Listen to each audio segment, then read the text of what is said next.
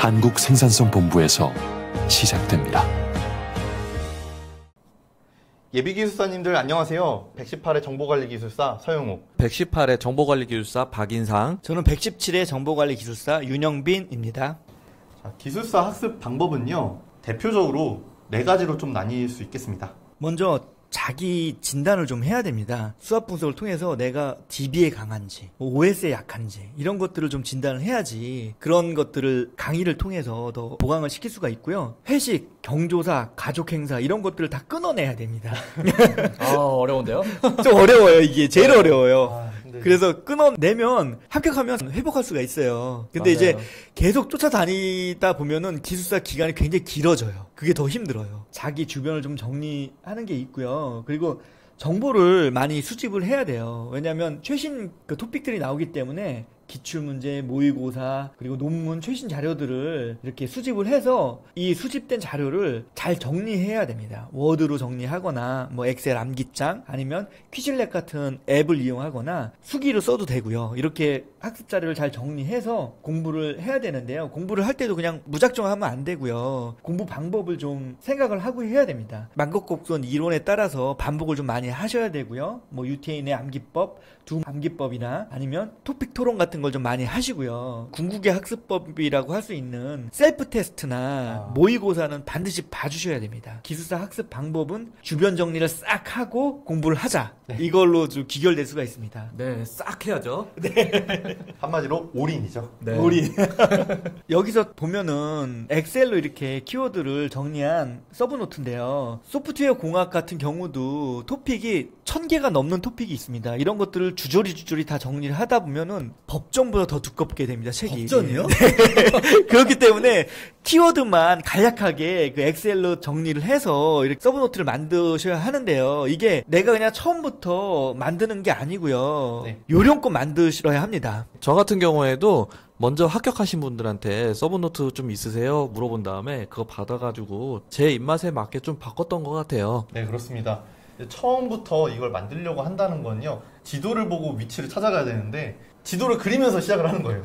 너무 힘들죠. 대동여지도. 위치를 만들면서 이제 찾아가야 되니까 굉장히 오래 걸리겠죠. 그래서 KP 학원 등록하면 멘토들이 서브 노트 같은 거 엑셀로 만들어진 거 드려요. 그러면 그거 가지고 내 입맛에 맞게 내가 정리하면 되거든요. 그런 방법을 사용하는 게 굉장히 좋습니다. 두 번째는 엑셀로 만들어진 것을 눈으로만 보면은 기억이 안 남습니다. 그래서 그걸 출력을 해서 형광펜으로 써가면서 공부를 하는 것도 되게 중요한 방법이고요. 그리고 뭐 암기 앱 같은 거, 퀴즐렛이나 암기 고래 같은 거 이용해서 암기하는 방법도 있고요. 기술사 시험에서는 그림이 되게 중요해요. 기술에 대한 핵심을 설명할 수 있는 그림을 그리는 게 되게 중요한데요. 그림도 공식이 있어요. 그래서 그 패턴화된 공식 그 그림들을 이제 만들어가지고 암기장처럼 만들어서 공부하는 방법도 굉장히 효과적입니다. 제가 아시는 분은 자동차를 그리라고 했더니 3D로 그렸더라고요.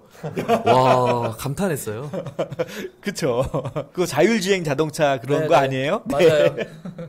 자, 그 다음은 네이버 카페를 활용하는 방법인데요. 바로 KPC 카페가 있습니다. 자, 보시면 KPC의 메인 화면이고요.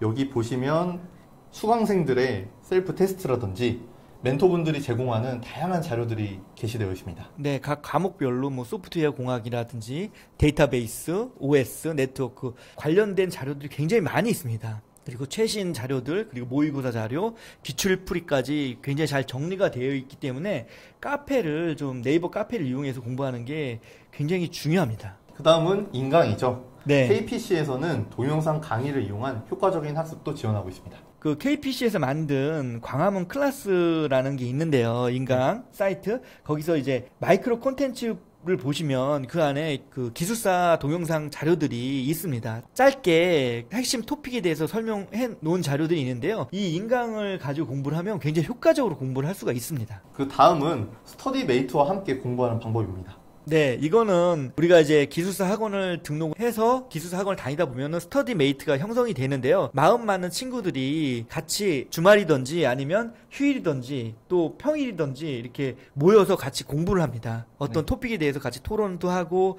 이렇게 문제가 나오면 어떻게 써야겠다라고 하는데 저 같은 경우는 노량진에서 친구들하고 컵밥 먹으면서 했어요. 저는 종로에서 했었는데요. 저도 컵밥 안 먹었어요. 노량진 좀 싸요. 네, 그 다음은 셀프 테스트와 모의고사입니다. 궁극의 학습법이죠. 네, 이 셀프 테스트를 안 하면 기술사 학습 기간이 길어진다는 게 과언이 아닐 정도인데요. 셀프 테스트라는 거는 내가 문제를 하나 출제해 본다든가 아니면 이제 멘토님이 출제를 해주시기도 해요. 그렇게 해서 이제 답안을 작성을 해보고 이 답안에 대해서 이제 피드백을 받아보는 거죠. 그거를 이제 매일 하루에 한 문제씩 해보는 거예요. 그렇게 함으로써 조금씩 답안이 개선이 되면서 좀 더 기술사 합격에 가까워지는 거거든요. 그리고 모의고사도 되게 중요합니다. 시험 볼 때까지 한 3번, 4번의 모의고사가 있는데요. 실전처럼 해보시게 되면 굉장히 도움이 많이 됩니다. 그 모의고사를 봤던 그 힘으로 실전에 쓴다고 하는 말도 있습니다. 기술사 학습 방법에서 가장 중요한 것은 무엇일까요? 3가지를 좀 말씀드리겠습니다. 첫 번째는 서브노트는 수단일 뿐이란 겁니다. 네, 서브노트를 작성하는데 너무 많은 시간을 할애해서 이게 이제 주객이 전도된 거죠, 한마디로. 내 답안을 좀 더 퀄리티 있게 만들고 좀 더 지식을 좀 더 돋보이게 만들어야 되는데 서브노트 만드는데 시간을 다 뺏겨버려서 막상 공부를 안 하는 사태가 발생되는 거예요. 네, 아까 지도 그리다가 이제 못한. 네. 그러니까 시험이 일주일 남았는데 서브노트 만들고 있는 사람 많이 네, 있어요. 아, 내년 준비하시냐고. 그러고 아니네, 이번에 붙겠대. 그런 사람 되게 많은데요. 자, 서브노트는 합격을 위한 수단일 뿐이라고만 생각을 하시면 됩니다. 그래서 서브노트는 수단이고 또 자기가 직접 작성해야지 굉장히 효율적입니다. 아, 그렇죠. 남이 만든 서브노트는 외워지지가 않아요. 왜냐하면 축약해서 만들어졌기 때문에 어떤 부분이 축약이 되는지 모를 수가 있습니다. 그렇기 때문에 내가 직접 만드는 게 가장 효과적이고요. 서브노트를 만들었으면 반복을 하셔야 됩니다. 맞아요. 그걸 만들고 있으면 안 돼요. 그 반복을 계속해서 내재화를 시켜야 됩니다. 그게 가장 중요하다고 생각합니다. 네, 그 다음은 기술사 방법의 4단계 절차입니다. 먼저 첫 번째 단계에서는요, 아예 문제를 풀지 못하는 수준입니다. 그래서 전반적으로 토픽 이해 수준이 굉장히 낮고요. 이때의 목표는 문제를 다 풀어보는 것입니다. 두 번째 단계에서는 문제를 다 풀었지만 점수 기복이 심하고 키워드 누락이 많은 상태입니다. 이때는 14페이지 다 채우기를 통해서 최대한 많은 토픽의 내용과 페이지를 채우는 단계를 거치게 됩니다. 그 다음에 3단계에서는요, 14페이지는 다 채웠습니다. 점수 편차가 전체적으로 안정됐는데 문제는 선호 도메인이 부각이 되고 좀 잘 알지 못하는 토픽에 대해서는 약한 그런 상태에 해당이 되고요. 그래서 이 3단계까지 가는 게 되게 중요한데요. 이 3단계까지 얼마나 빨리 가느냐에 따라서 단기 합격이 가능합니다. 그리고 기술사 공부하는 스타일이 2가지 스타일이 있어요. 첫 번째 스타일은 팔랑귀 스타일. 두 번째는 똥꼬집 스타일이 있는데, 팔랑귀 스타일은 옆에서 요게 좋다 그러면 또 요걸로 따라하고, 아이패드로 공부하면 더 좋다 그러면 또 그걸로 따라해요.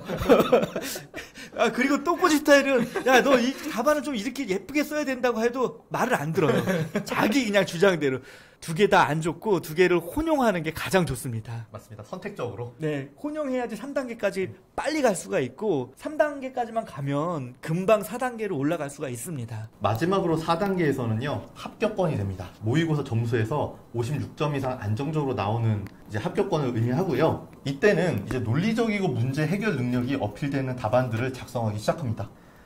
자, 이번 시간은 여기까지 하도록 하겠습니다.